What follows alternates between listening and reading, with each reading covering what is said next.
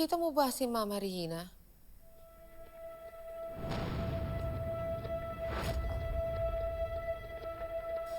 Bakit, Manang?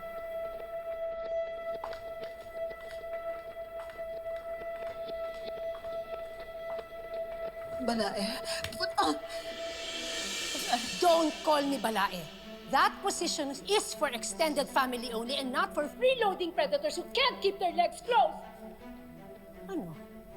Tuwan-tuwa ka siguro na naloko niyo ako, no? What? Were you smiling every time tinatanggalan mo ng sinturon ang asawa ko? Huh?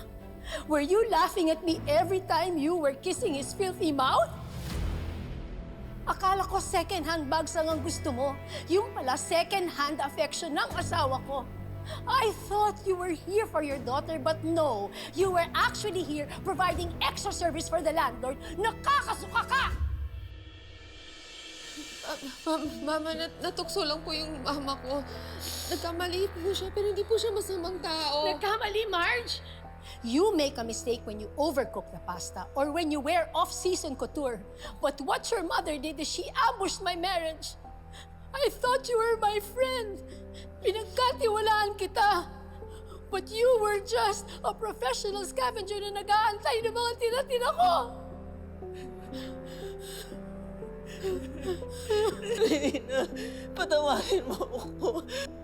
Nagsisisi na ako sa nagawa ko. Natukso lang ako sa kalungkutan ko, Regina. I don't care how lonely you are or how lonely you were. Loneliness is not an excuse for you to be cheap. Do you know what you are? You're a knock-off bag na pag sa malayo, okay, pero pag nasa harapan na, kitang-kita kung gano'n ka pag-peke.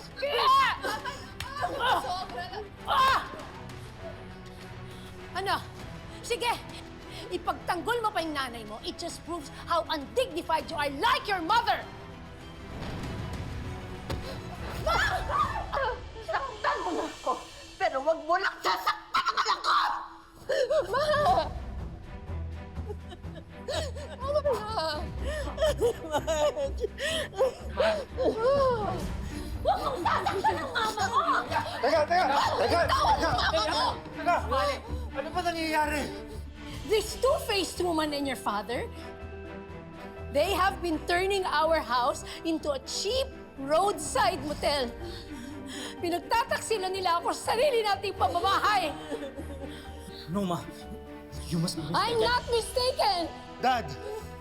Totoo ba to?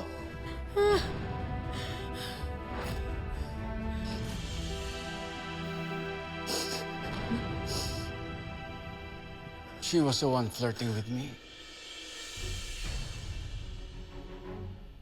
Ilang beses kong tinanggihan ang advances niya. Pero naawa ako dahil mukhang desperado siya. If anything, I am the victim here. Inabuso niya ang kabaitan ko. Nay! Ikaw ang umakit sa akin! Ikaw! Yung nangyari sa atin, isang beses lang yon. Dahil ikaw ang umabuso sa kalungkutan ko! Nay! Hayop ka! Nay! Hayop!